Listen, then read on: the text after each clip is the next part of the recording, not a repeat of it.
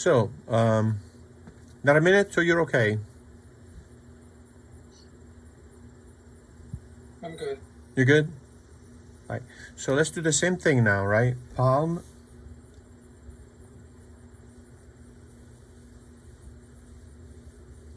Now, I'm insisting in doing this because it's, in my experience, is one of the most efficient way of learning all this stuff.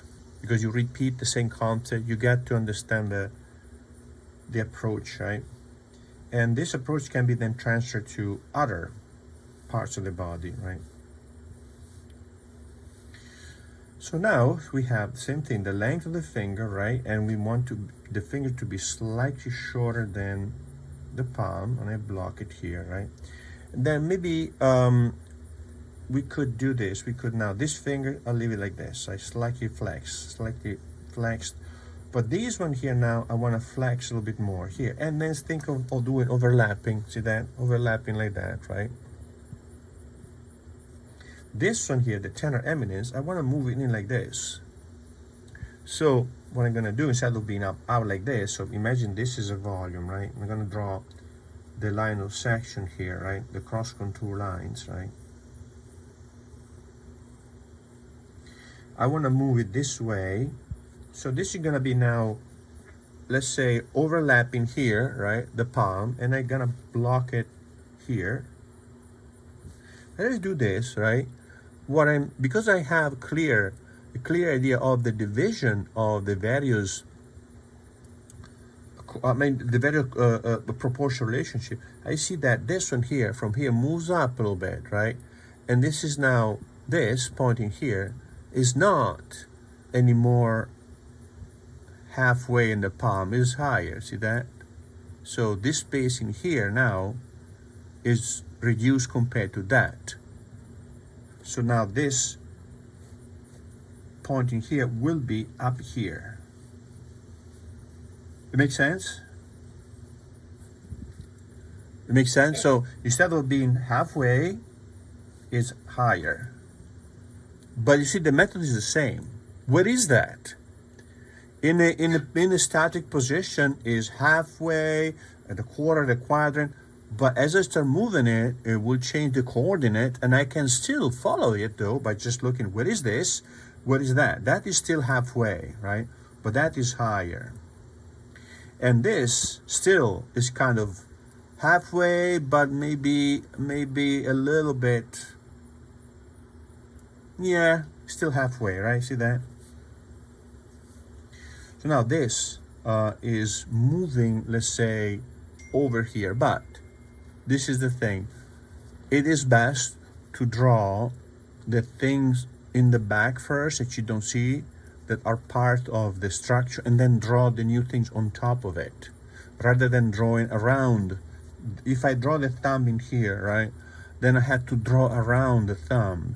But if I block this first, that gives me the whole hand, and then this will be positioned on top of that. I have much more control over the development of the forms, right? So now I'm blocking here the fingers, right? First, very lightly, right? Now, so I have these segments, right, like this, right? I want to block them very lightly first. So now this one here is not going to be affected by the flex, but this one is, right? And this one is. See that? So I have this flexing going over here, and I think of how these cylinders bend. But I draw first the one below, right? And then the one above. So this one here is going to be over that a little bit here, and here, and here. And I can check, for example, where is this in relation to that? So first, what is, these two can help me, right? Once I block these two, I can see, okay, what is this, right, in relation to this? Oh, it's just below the level of the phalanx, right here, right? And what is this? Oh, it's just going over there, here, over this one here, and so on. So I establish the deep uh, the volume are behind, and then I see how the new one overlap over the previous one. It's easier like that, right? Now here I have the thumb that comes over like this, right? And then maybe I can flex it. So here, right on the side here, and it goes, what is that, right? It's just below the line of the base of the fingers here, right? And this is now over to this finger here like this. All right, so now we can go back and block in a little bit more detail, right?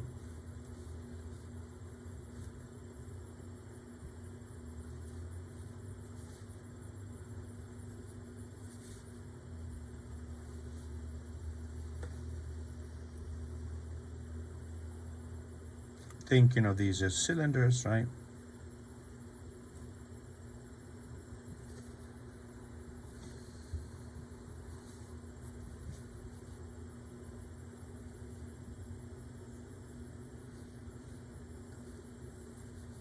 I'm making chubby fingers today.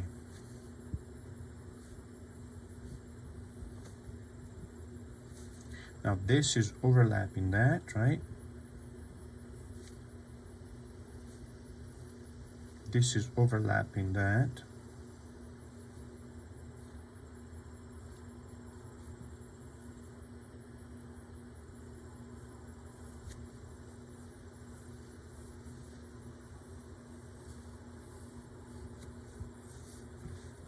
So now I can think, okay, that is going to be darker. That's going to be darker, right?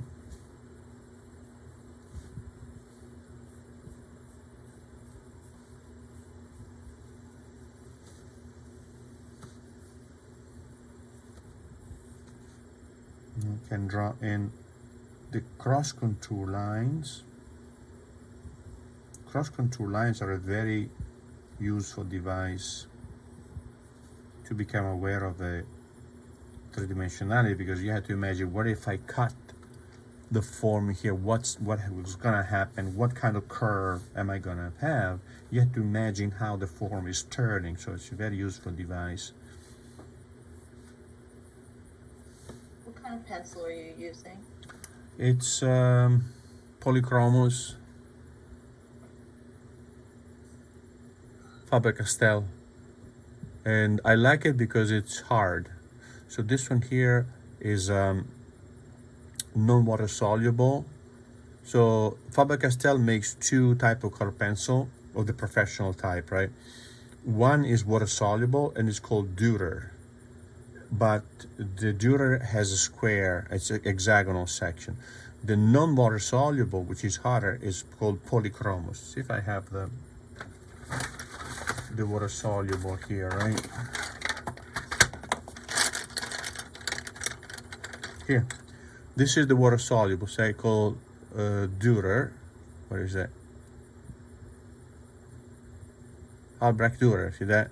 So this is water soluble, and this is non-water soluble, both by Faber-Castell Polychromos.